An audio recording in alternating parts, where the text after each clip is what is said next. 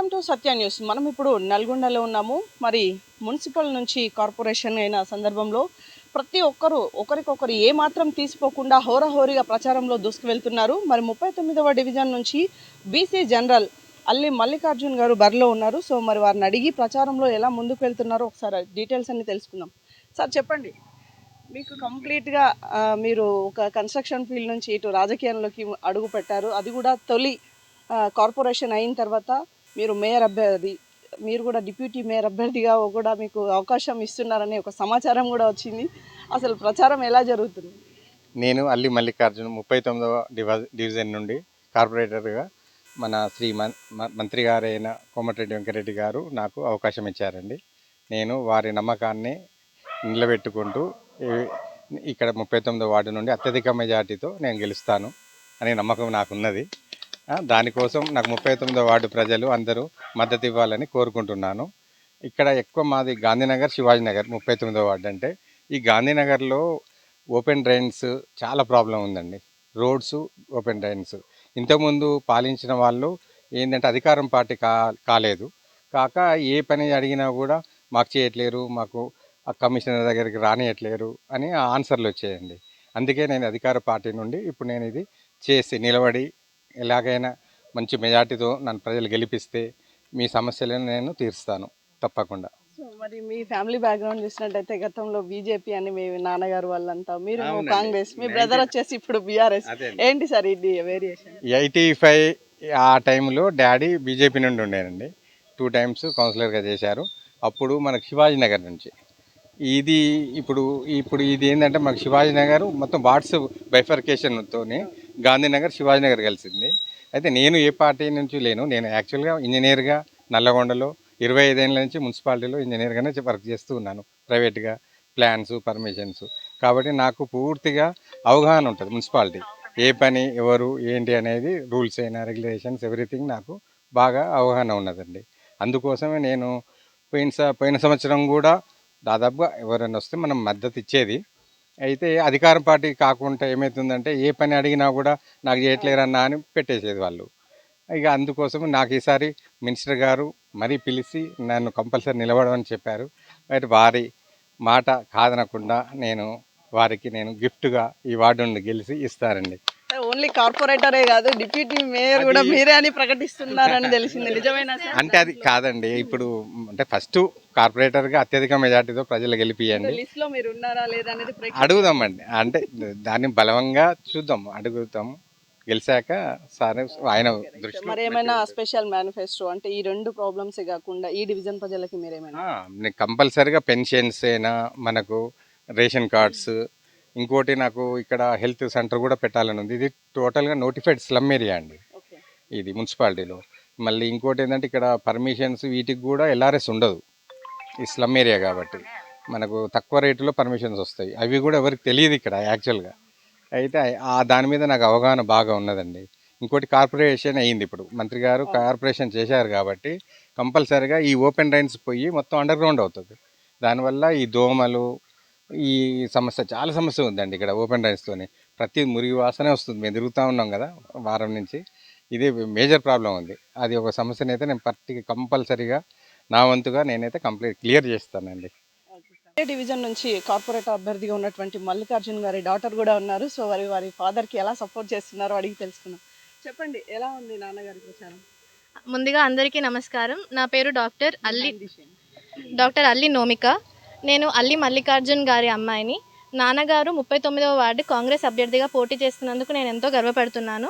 అన్నిటికంటే ముందుగా ఈ నాన్నగారిని గుర్తించి అవకాశం ఇచ్చిన శ్రీ మినిస్టర్ గారు శ్రీ కోమటిరెడ్డి వెంకటరెడ్డి గారికి ధన్యవాదాలు, కృతజ్ఞతలు, పాదాభివందనాలు.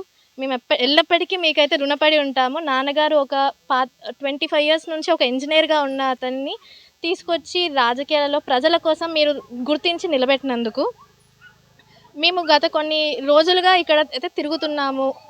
ఎక్కువగా మా 39వ డివిజన్ అనేది గాంధీనగర్, శివాజీనగర్ ఏరియాలలో ఉంటుంది. ఇక్కడ ప్రజల సమస్యలను చూస్తున్నాము, తెలుసుకుంటున్నాము. అందులో ఎక్కువగా డ్రైనేజ్ సమస్యలు కానీ, ఇర్రెగ్యులర్గా వాటర్ సప్లై కానీ ఉంటున్నాయి, సీవేజ్ డిస్పోజల్ ప్రాబ్లమ్స్ ఉన్నాయి. మా నాన్నగారిని మాత్రం గెలిపిస్తే under ground system drainage system develop చేస్తాము. సీవేజ్ డిస్పోజల్ బాగా అయ్యేటట్టు, వాటర్ సరఫరా మంచిగా వచ్చేటట్టు చూస్తాము. అలానే మౌలిక సదుపాయాలన్నీ అందేలా చేస్తాము. అదే కాకుండా ఏవైతే స్కీమ్స్ ఉన్నాయో గవర్నమెంట్ నుంచి వచ్చేవి, ఇందిరమ్మ ఇల్లులు కానీ, డబుల్ బెడ్రూమ్ ఇల్లులు కానీ, పెన్షన్స్ కానీ, అలానే ఫిజికల్లీ హ్యాండిక్యాప్డ్ వాళ్ళకి వచ్చే పెన్షన్స్ కానీ అవన్నీ అందేలాగా ఖచ్చితంగా చూస్తాము. అర్హులైన వారికి మాత్రం తప్పకుండా అందేలా చేసే హామీ మాది. మరి మీరు డాక్టర్గా ఉన్నారుగా, మరి ఈ డివిజన్ ప్రజలకు ఏమైనా ఫ్రీ హెల్త్ క్యాంప్స్ లాంటివి ఏమైనా ప్రొవైడ్ చేస్తారా?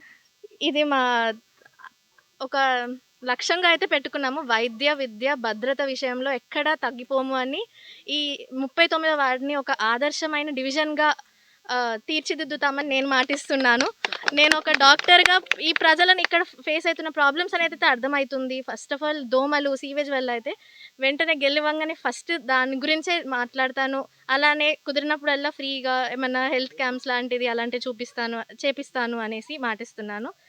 అలానే నాన్న అందుకునే నాన్నకి వచ్చే స్కీమ్స్ అన్నీ నాకు తెలిసినంత వరకు అయితే నాన్న ఒక మాట తప్పని మనిషి. ఒక మాట వచ్చింది అది జనాలకి ఇచ్చాను అంటే తను ఎప్పటికీ కూడా ఇన్ని సంవత్సరాలలో ఇక్కడ ఉండి తన ప్రజల్ని చూసుకుంటూనే ఉంటాడు. ఎప్పుడు రాజకీయాలలో ముందుండి లేదేమో కానీ ఎప్పుడు వెనక నుంచి సపోర్ట్ చేస్తూనే ఉంటారు కూడా. అది నా హామీ. ఎప్పుడైనా నాన్నకి కన్స్ట్రక్షన్ పరంగా కానీ ఎవరైనా తన కాలనీ వాళ్ళు వస్తే వాళ్ళనే ప్రియారిటీగా చూసుకుంటారు. అది అయితే ఎప్పుడు తగ్గలేదు. ఈ తిరిగే సమయంలో మాకు కొన్ని నాన్న మీద ఫ్లాస్ కూడా చూపిస్తున్నారు, అది అర్థమైంది. ఒకటి, ఆయన ఎక్కడో ఉంటారు, తిరగరు అనేసి. దానికి నేను అందరి ముందు సమాధానం ఇవ్వాలనుకుంటున్నాను మీడియాలో. ఏంటంటే నాన్నగారు అనేది ఎప్పుడు కూడా ఏదో రాజభోగాలలో లేరు, అన్ని కింది స్థాయి నుంచే వచ్చారు. ప్రజల సమస్యలన్నీ చూస్తూనే ఉన్నారు. ఇప్పటికీ కూడా ఆయన ఒక 2 వీలర్ మీదనే ట్రావెల్ చేస్తూ ప్రతిదీ అబ్జర్వ్ చేస్తూ తనకు తెలిసిన వాళ్ళకి హెల్ప్ చేస్తూ గవర్నమెంట్ దృష్టిలో పడేలానే చేస్తారు.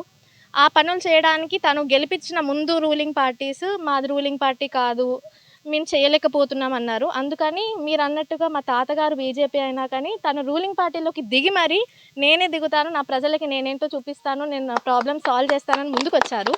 దానికి నేను ఎంతో గర్వపడుతున్నాను ఆయన పుత్రికగా ఉన్నందుకు. అలానే ఇంకో మాట, ఆయన మాలాగా తిరుగుతారా, మేము వచ్చినట్టు ఆయనకు ఫోన్ చేస్తారంటే ఎందుకు చేయరండి? ఆయన మీలో పెరిగిన అతను, మీకు అన్నతమ్ముడిలానే అలానే ఒక మనవడిలాగా ఒక కొడుకులాగా ఇక్కడ మిమ్మల్ని చూసుకుంటూనే ఉంటాడు. ఈ అవకాశం ఇచ్చిన మంత్రి గారిని మాత్రం ఎప్పటికీ రుణపడిపోయి ఉంటాము. ఆయనకు పాదాభివందనాలు. ఈ ఛానల్కి కూడా మమ్మల్ని ఐడెంటిఫై చేసి ఇక్కడికి వచ్చి మమ్మల్ని మీ అందరితో మాట్లాడి మీ క్వశ్చన్స్కి మమ్మల్ని ఆన్సర్స్ ఇచ్చేటట్టు చేసినందుకు మా నాన్నగారిని అత్యధిక మెజారిటీతో గెలిపాలని ఆశిస్తున్నాం. అలానే మా నాన్నగారే కాకుండా ఈ 48 డివిజన్లలో కూడా కాంగ్రెస్ అనేది అత్యధిక మెజారిటీతో గెలిపించి కాంగ్రెస్ని లీడర్గా ఉంచాలనేసి నా మనవి. మరోసారి హృదయపూర్వకంగా మినిస్టర్ గారికి ధన్యవాదాలు. జై కాంగ్రెస్, జై నల్గొండ. మేడం, ఇక్కడ నా పేరు బొడ్డు శివలింగం యాదవ్. 1980-81లో ఇక్కడ మొత్తం అంతా అడవి, కేవలం ఇండ్లు లేకున్నప్పుడు ఒక ఇల్లు మాదే ఫస్ట్ ఇడ కట్టినాం అన్నట్టు. అట్లా ఉన్నప్పుడు ఇక్కడ ఏమైందంటే కరెంటు ప్రాబ్లం, నీళ్ళు లేకుంటే అసలు రోడ్లు అనేది ముచ్చట్లేదు. ఒక్కొక్క లైట్ చిన్న బుగ్గలు, అసలు లైట్ కింద ఒకటే మనసులో అవపడిపోయేది. అలాంటిది అలా నందనవనం లాగా మొత్తం గల్లికి లైట్లు అవపడుతుంది, మంచి రోడ్లు అవపడుతుంది. హనుమాన్ టెంపుల్ కాంచి మా కాట రావంటే రిక్షాలు రాకపోయేది. అప్పుడు కేవలం ఏమున్నా మేము బండ్ల మీద రావాలో సామాన్ తెచ్చుకోవాలంటే రామగిరి పోయి సామాన్ తెచ్చుకున్నప్పుడు మాకు రోడ్లు లేకుండా అది లేకుండే. వెంకరెడ్డి గారు 99లో ఫస్ట్ ఎమ్మెల్యేగా అయినప్పుడు నేను కూడా ఒక కౌన్సిలర్గా చేయాలని కోరిక నాకుండే. నేను కూడా రంగంలో దిగిన. ఆ రోజు ఏమైందంటే పెద్దల దయ వల్ల కొంతమంది మా పక్కకు పెట్టడం వల్ల అయిపోయింది. మేము పక్కకు ఉన్నాం. ఎప్పుడైనా మేము కాంగ్రెస్ జెండా ఇన్నేళ్ల నుంచి మోస్తున్నాం, ఇప్పుడు కూడా మోస్తున్నాం. ఇప్పుడు అన్న ఏమైందంటే మాకు మల్లికార్జున ఒక మంచి విద్యావంతుడు, మంచి తెలివికలోడు, ఎందుకంటే ఫ్రెష్గా వచ్చింది కాబట్టి ఆయనకు చేయాలన్న కోరికలు చాలా ఉంటాయి. కాబట్టి ఈసారి అతనికి అమూల్యమైన ఓటేసి గెలిపేయాలని మా యొక్క ఆపేక్షతో మేము ముందుకు వచ్చినాం. కాబట్టి ఎందుకంటే ఈసారి ఇక్కడ మాకు ఈ నుంచి చక్కగా రైలు పట్టాల కాడికి ఇదే రోడ్డు మేడం. ఆడ మాకు రోడ్డుకు అడ్డము, ఆడ కాంపౌండ్ పెట్టారు. ఆ రోడ్డు కొరకు 10 ఏళ్ళ నుంచి మేము పోరాడుతున్నాం. ఆడ కాల్జా కాంపౌండ్ పెట్టి కానీ ఈ విధంగా రోడ్డు తీస్తలేరు. ఈ రోడ్డు తీయడం వలన ఒక రైల్వే స్టేషన్కు, గవర్నమెంట్ హాస్పిటల్కు అన్నిటికీ పోవడానికి ఈ విధంగా మాకు మంచి వసతులు ఉన్నాయి. కాబట్టి అన్నకు ముఖ్యంగా నేను ఈరోజు నేను తిరగడానికి కారణం ఏంటంటే నేను గెలిస్తే అన్న గెలిస్తే నేను గెలిచినట్టు అన్న ఉద్దేశంతో ఈ యొక్క వార్డులో నేను కనీసం 30-40 ఏళ్ళ నుంచి ఇక్కడనే ఇల్లు కట్టుకొని ఉంటున్నాం. ఒకప్పుడు నీళ్ళు లేకుండే, బోర్ లేకుండే, కరెంట్ లేకుండే. వెంకరెడ్డి గారు మినిస్టర్ అయినా కానీ పాపం 4-5 సార్లు నుంచి గెలుచుకుంటూ వస్తుండే. మేము అన్నిటికీ ఏదంటే అది చేసిండు. మాకు ఇక్కడ ఏమైనా మంచి ప్లేస్ ఉంటే ఒక మినీ ఫంక్షన్ లాగా, ఎందుకంటే అందరు బీద వాళ్ళు ఇక్కడ ఏంటంటే పొద్దుగా లేస్తే కలర్లు వేస్తేందుకు, ఎండలో పని చేస్తేందుకు అంతా మాకు గాంధీనగరే. గాంధీనగర్ అంటే అది మాస్ ఏరియా లాగానే పోతుంది కాబట్టి ఈ మాస్ ఏరియాని రూపురేఖలు మార్పాలని ఈరోజు మన అన్న తరపున మేము అందరం ఐకమత్యంతోటి గత 30 ఏళ్ళ నుంచి తిరిగే వాళ్ళు అందరూ ఇళ్ళనే ఉన్నాం. కొంతమంది పార్టీలు మారి ఎక్కడెక్కడ పోతున్నారో మాకు సంబంధం లేదు. మాకు కావాల్సింది మా ఏరియా మంచి డెవలప్మెంట్ కావాలి. ఇక్కడికి వెళ్ళి రోడ్ ఒకటి కావాలి. మినీ ఫంక్షన్ హాల్ నాకు జాగా చూపెడతాం. మాకు మినీ ఫంక్షన్ హాల్ కట్టిస్తే ఇక్కడ వాళ్ళు ఏదన్నా చిన్నపాటి ఫంక్షన్ అయినా కానీ, ఓ సారి ఫంక్షన్ కానీ, ఏదైనా అలాంటివి అయినా కానీ అలా చేసుకుంటాం కాబట్టి ఇక్కడ జాగా కూడా చూసి పెట్టాము. అన్నతోటి అది కూడా ఇనాగర్ చేసి మేము మన ఎంపీ గారిని పిలిపించుకుంటాం. ఈ ఏరియాలో గాంధీనగర్ ఎట్లయితే దత్త తీసుకోదలుచుకుంటాం ఆయన తరఫున మేము కూడా ఎప్పటి నుంచో మోస్తున్నాం, జెండా మోసి ఈసారి గెలిపించుకుంటాం. అన్నను కూడా మీరు అన్నట్టు డిప్యూటీ మేయర్గా మేము చూడాలని మాకు కోరిక ఉంది మేడం. చాలా థ్యాంక్స్ మీరు వచ్చి మమ్మల్ని అడిగినందుకు. మరి 39వ డివిజన్ చాలా వెనుకబడి ఉందని, ఇంత వెనుకబడి ఉన్న ఈ డివిజన్ని నేను నల్గొండలోనే చాలా సుందరీకరణంగా తీర్చిదిద్ది ఈ అవకాశం ఇచ్చినటువంటి మంత్రికి గిఫ్ట్గా ఇస్తానని చెప్తున్నారు. సో మరి ఎలాంటి అభివృద్ధి కార్యక్రమాలు చేస్తారన్నది రేపు 2 రోజుల్లో కూడా ఒక మేనిఫెస్టోని కూడా స్పెషల్గా రిలీజ్ చేస్తామని చెప్తున్నారు.